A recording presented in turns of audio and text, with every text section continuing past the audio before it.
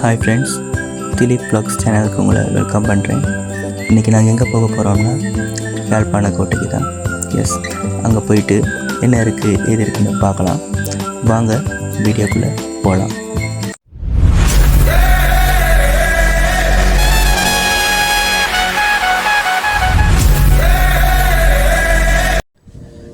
Friends, யாழ்ப்பாண கோட்டைக்கு வந்தாச்சு.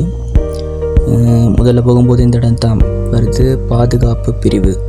இங்கே பார்த்தீங்கன்னா உள்ளூர் சுற்றுலா பயணிகளுக்கு 60 ரூபா டிக்கெட்டும், வெளிநாட்டு சுற்றுலா பயணிகள் டூரிஸ்ட்க்கு 1540 ரூபா எடுக்கிறாங்க. இப்போ நாங்கள் உள்நாட்டு டிக்கெட் 2 எடுத்துக்கிட்டு போகிறோம், 60 ரூபா டிக்கெட் எடுத்துக்கிட்டு போகிறோம். ஓகே, உள்ளே போகும்போது பார்த்தீங்கன்னா 2 சைடும் பெரிய பாறைகளாலான சுவர், மதில் சுவர் 2 இருக்குது. இதுக்குள்ளால் தான் போகணும். இதை கிட்ட போய்ட்டு பார்த்தீங்கன்னா தெரியும், இது வந்து முருகை கற்கள் மாதிரிக்கு இருக்குது. அதாவது கடலில் இருக்கிற கல் மாதிரி இருக்குது, பவளப்பாறைன்னு சொல்லுவாங்கன்னு நினைக்கிறேன். அது மாதிரி தான் இருக்குது. இதிலேருந்து அப்படியே கொஞ்சம் தூரம் நடந்து போகணும். உள்ளே நாங்கள் ஒன்றும் என்ட்ரன்ஸ்க்கு போகலை, இப்போ தான் போய் கொண்டு இருக்கோம். இதுதான் கோட்டைக்கு முன்னால் உள்ள துண்டு. இந்த சைட் பார்த்தீங்கன்னா இது கோட்டையிலேருந்து பிரிஞ்சு தான் இருக்குது இந்த துண்டு.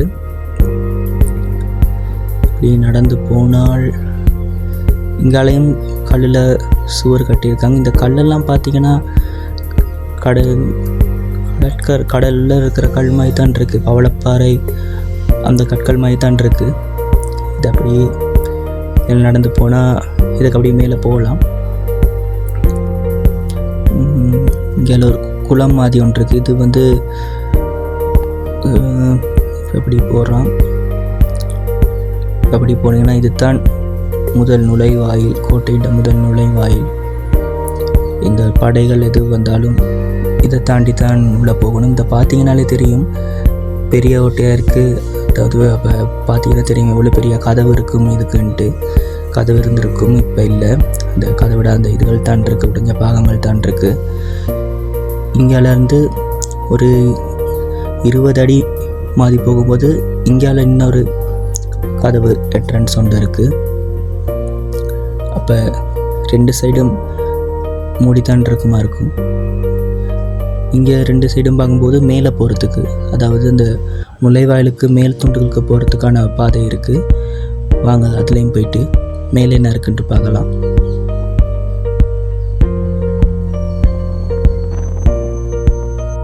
எஸ், இதுக்கு மேலே வந்தால் பார்த்தீங்கன்னா இங்கிருந்து பார்க்க விளங்குது இடங்கள். அங்கே மேலே நம்ம பார்க்க வந்தோம். இப்படி போனீங்கன்னா எனக்கு இருக்குது சின்ன கேப் மாதிரி ஒன்று இருக்குது. ஸோ இது என்னன்னு பார்த்தீங்கன்னா எஸ், பீரங்கி வச்சு எதிரிகளோட படையை தகர்த்துக்கிறதுக்கான இடங்கள் தான் இது. அப்படியே இப்போ கீழே வந்தாச்சு. கீழே வந்தோன்னீங்கன்னா பார்த்தீங்கன்னா இங்கே ஒரு போட் போட்டிருக்காங்க, படையிற்கான பாதுகாப்பான பயண வழிகள். ஸோ இந்த கோட்டையில் உள்ள படையினர் வந்து போகிறதுக்கு, பாதுகாப்பாக போகிறதுக்கான வழி தான் இது. அங்கே போகிறதுக்கு அப்படியே சின்ன தூரம் நடந்து போகணும். இடம் போகும்போது இன்றைக்கி பார்த்தீங்கன்னா 1680 நடிச்சிருக்கேன். இன்னும் 1680 நடிச்சிருக்கு. நீங்கள் அங்கே எடுத்த டிக்கெட் அங்கே உள்ளுக்கால காட்டிட்டு தான் வரணும் உள்ளுக்கு. இங்கே பார்த்தீங்கன்னா இப்போ எல்லாமே சிதைவுகளாக தான் இருக்குது. இப்போ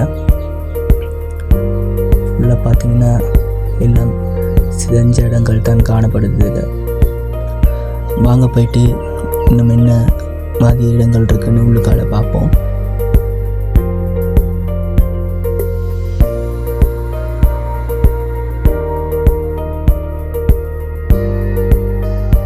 உள்ளுக்கு போகும், வாங்க நடந்து போகணும். எல்லாம் முடிஞ்சிருக்கு, சிதைவுகளாகவே தான் இருக்கு.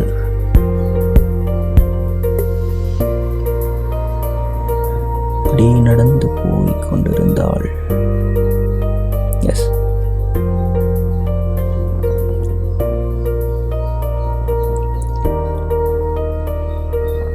இதை பார்த்தால் ஒரு அறை மாதிரி இருக்குது. ரெண்டு சொன்னாலும் இதை பார்க்கும்போது இன்னும் போர்டு ஒன்றும் போட்டு இல்லை. உள்ளே இருக்க பயமாக இருக்குது. மேலெல்லாம் உடைஞ்ச மாதிரி இருக்குது.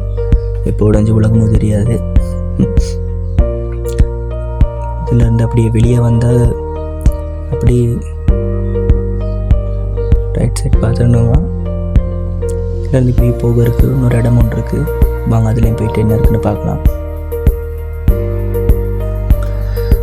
ரைட், உள்ளே வந்தாச்சு.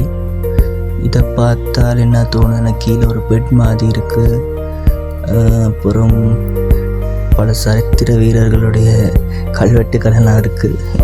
பேரெல்லாம் நிறைய பேர் எழுதியிருக்காங்க. ரைட், அடுத்து நாங்கள் வந்த இடம் தான் ஆயுத களஞ்சியம், வெப்பன் ஸ்டோர். இதில் தான் இந்த கோட்டையில் உள்ள ஆயுதங்கள், போருக்கு பயன்படுத்தக்கூடிய ஆயுதங்கள் எல்லாத்தையும் களஞ்சியப்படுத்தி வைக்கிற இடம் இதுவாக தான் இருந்திருக்கு. பார்த்தீங்கன்னாலே தெரியும் இவ்வளோ பெரிய ஒரு இடம் உண்டுன்னு. இதில் வந்து தான் போருக்கு தேவையான அனைத்து ஆயுதங்களையும் ஸ்டோர் பண்ணி வைக்கிற இடமா இருக்குது. ரைட், வாங்க இப்போ நாங்கள் வெளியே போயிட்டு இன்னும் என்ன இருக்குன்னு நான் பார்க்கலாம்.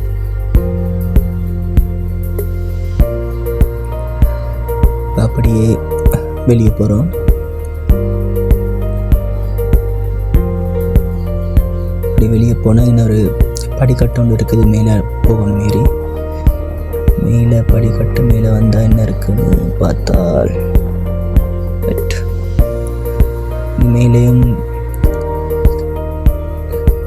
சில இடங்கள் இருக்குது. இது எல்லாமே முழுக்க முழுக்க போருக்காக எப்படி கட்டியிருப்பாங்களோ அந்த மாதிரி ஒரு இதில் தான் லேண்டில் தான் கட்டப்பட்டிருக்கு. இங்கேருந்து பார்த்தீங்கன்னா நடுவில் துண்டு எல்லாமே நடுவில் நிறைய இடங்கள் இருந்திருக்கு. அதெல்லாம் முடிஞ்சிருக்கு. இப்போ எப்படி இருந்திருக்குமோ தெரியாது, என்ன மாதிரி இருந்திருக்குன்னு தெரியலை. சரி வாங்க, நாங்கள் இப்படியே ஒரு மெயின் இடம் ஒன்று இருக்குது, அதை போயிட்டு பார்க்கலாம் என்னன்ட்டு. வாங்க இப்படியே நடந்து போகலாம். சரியான காற்றாக இருக்குது. காற்று அந்த மாதிரி வீசுது. இப்படி நடந்து போனால் போகலாம். ரைட், வந்தாச்சு. இங்கேருந்து பார்த்தீங்கன்னா விளங்குது. நாங்கள் கீழே பார்த்தோம் ஆயுத களஞ்சியம், வெப்பன் ஸ்டோர் தான் கீழே. அதுதான் இது நாங்கள் கீழே முதல் காட்டினது. அப்படி இந்த சைட் போனோம்னா ரெண்டு அறை மாதிரி இருக்குது. என்னன்னு தெரியலை, உடைஞ்சிருக்கு, ஒன்றும் விளங்கலை. சரி, நாங்கள் அப்படி போவோம். முழுக்கு வேறு என்ன இருக்குன்னு பார்ப்போம் போயிட்டு. அப்படி நடந்து போகலாம். ரைட், வந்தாச்சு. இது என்னன்ட்டா நான் முதல்ல காட்டின ஒரு அறை உண்டு, மேலே பார்க்கும்போது உடைஞ்சி விழுகிற மாதிரி இருக்குன்ட்டு. அந்த அறைக்கு மேலே ஓட்டை ஒன்று இருந்தது, அதுதான் இது. துவாரம் உண்டு. ரைட், இப்படி பார்த்தாச்சு.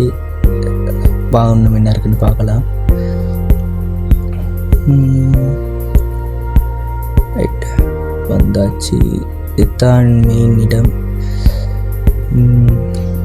சொல்லுவாங்க என்னன்னா தூக்கு மேடை அப்படின்னு சொல்கிற இடம் அப்படின்னு சொல்லுவாங்க, சொல்லி கேள்விப்பட்டிருக்கேன். உண்மைக்கும் இது என்ன இடம்னு தெரியல. அதாவது தண்டனைக்கு உட்படுத்தப்பட்ட கைதிகள், அப்புறம் போரில் கைதாகிற கைதிகள் எல்லாம் இங்கே தான் தூக்கு மேடையில் தூக்கு தண்டனை நிறைவேற்றப்படும் அப்படின்னு சொல்லி கேள்விப்பட்டிருக்கேன். எந்த அளவுக்கு உண்மைன்னு தெரியலை. இது முன்னே வரும்போதுனா நான் இது உள்ளே போயிட்டெல்லாம் ஃபோட்டோ எடுத்துக்கலாம், எல்லாம் செய்யலாம். இப்போ வந்து ரொம்ப டேமேஜ் ஆகியிருக்கு இடம். ஸோ அதனால் சுற்றி வர வேலியெல்லாம் அடிச்சிருக்காங்க. அப்படியே இங்கேயும் வந்தால் இங்கேயும் அந்த பீரங்கிகள் வைக்கிறதுக்கான இடங்கள் தான் இருக்குது. இது என்னன்னு தெரியலை. பார்த்தா தண்ணி வடிகிற கால்வாய் மாதிரி ஏதோ செஞ்சுருக்காங்க. அது அப்புறம் பார்ப்போம் என்னண்டு. இங்கேருந்து பார்த்தீங்கன்னா இந்த கோட்டையை சுற்றியுமே எல்லா இடமும் இந்த பீரங்கி தடங்கள் தான் இருக்குது. இதனோடு இப்படியே வந்தால் எனக்கு அந்த முன்னால் என்ட்ரன்ஸ் கிட்ட வரும்போது இருந்த அந்த குளம் இந்த விளங்குது. சுற்றி வர இருக்குது இந்த குளம். இதை பார்க்கும்போது என்னென்னு தெரியலை, இதோட என்ட்ரன்ஸ் அங்கிட்ட இருக்கோன்னு தெரியா. பார்க்கும்போது தண்ணி வடிஞ்சு வர கால்வாய் மாதிரி தான் இருக்குது. இது இந்த தூக்குமேடை இதை சுற்றி வர இருக்குது. என்னன்னு தெரியலை பார்க்கும்போது. ஓகே, வாங்க போயிட்டு இன்னும் பார்க்கலாம். ஓகே, நல்ல கிளைமேட் ஒன்று, காற்று வீசும்போது நல்லா இருக்குது. ஆனால் இன்னும் சரியான வெயிலாக இருக்குது. இங்கே வரேன்னா ஒரு ஈவினிங் டைம், ஒரு 3:30-4 மணி அதுக்கு மேலே இருந்தால் ஓகே. ஆனால் 6 மணி மட்டும்தான் பார்க்க விடுவாங்க, 6 மணிக்கு மேலே பார்க்க முடியாது. இங்கே சுற்றி பார்க்க வரேன்டா கண்டிப்பாக ஐசி கொண்டாங்க, நான் ஐசி இல்லாமல் உள்ள விட மாட்டாங்க. ரைட், இந்த இடமும் இதால் தான் முதல்ல நாங்கள் வந்தது, அந்த டிக்கெட் செக் பண்ண இடம் அது. ஓகே, வாங்க பார்ப்போம்.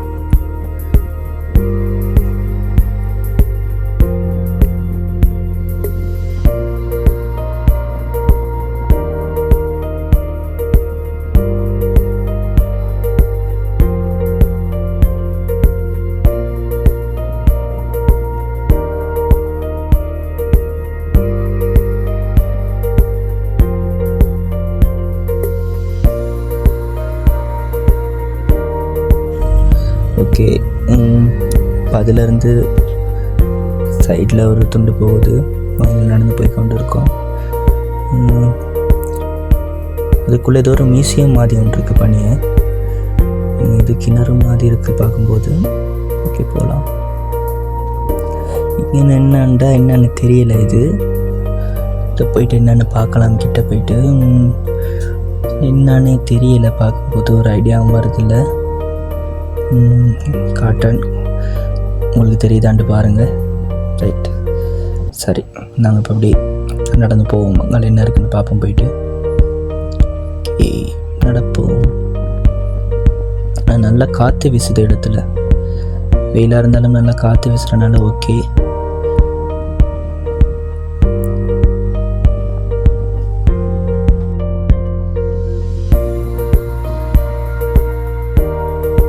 ஓகே, வந்துட்டோம். இங்காலயம் ஒன்றும் இல்லை பெருசாக பார்க்குறதுக்கு, புல்தரைகளாக தான் இருக்குது. இன்றைக்கி ஏதோ ஒரு அறைகள் மாதிரி இருக்குது ஏதோ. ஆனால் இங்கே வந்து என்ன ஒரு ப்ளஸ் பாயிண்ட்டுனா, ஒரு ஃபோட்டோஸ் எடுக்கிறேன்னா நல்ல ஒரு இடம் தான். இதில் போட்டிருக்கு, இந்த கல்களில் இங்கே புல்தரையில் நடக்காதீங்கன்னு போட்டிருக்கு. ஸோ நாங்களும் புல்தரையில் நடக்க தேவையில்லை, பாதையிலேயே நடப்போம். ஓகே, எப்படி நடந்து போகலாம். என்னன்னு தெரியல, பார்ப்போம் போயிட்டு. இது ஒரு பெரிய அறை மாதிரி இருக்குது, அறை மாதிரி கட்டியிருக்காங்க, இது முடிஞ்சிருக்கு. ஐடியா இல்லை, வாங்க போகலாமுங்க அப்படின்ட்டு பார்ப்போம். இதில் என்ன ப்ளஸ்னால், ஃபோட்டோஸ் எடுக்கிறேன்னா ஒரு ஃபோட்டோ ஷூட்டோ அப்படி எடுக்கிறேன்ட்டா அழகான இடங்கள், அழகாக இந்த மீனிலேருந்து எடுத்தால் செம்ம க்யூட்டாக இருக்கும். ஃபுல் எடிட்டெல்லாம் பண்ணோன்னே ரொம்ப அழகாக இருக்கும். வாங்க பார்ப்போம். அங்கிட்டு போயிட்டு அங்கிட்டு பார்த்தீங்கன்னா டைம் வேறு போகுது. அங்கே போயிட்டு பார்த்தா இறால் வலை போட்டிருக்காங்க அந்த இடத்துல எல்லாம். அப்படி கோட்டை கங்கால தான் இருக்காது. அந்த இடத்துல போயிட்டு பார்த்தா இந்த பிள்ளைங்க தான் தெரியல, இந்த கம்பாக உண்டி இருக்காங்க, இறால் வலை போட்டிருக்காங்க. ஓகே, நீங்கள் லார்ட் ஆஃப் த ரிங்ஸ் அப்படி படங்கள் பார்த்துருப்பீங்கன்னா தெரியும், ஒரு போர் நடக்கும்போது எப்படி இருக்கும் அந்த இடங்கள் அப்படின்னு. அந்த பீரங்கி தாக்குறதோ, வெளியிலேருந்து வில்லம்பால் அடிக்கிறது, அப்படியானதெல்லாம் இருக்குது. அந்த தண்ட மைண்டில் ஓடுது. அந்த காலத்தில் இது எப்படி இருந்திருக்குன்னு கொஞ்சம் யோசிக்கும்போது தோணுது. ஓகே, ஹாய் ஃப்ரெண்ட்ஸ், உங்களுக்கு ஃபுல்லாக வீடியோ காட்டியாச்சு. இன்னும் இடம் இருக்குது, அங்கிட்டு போகிற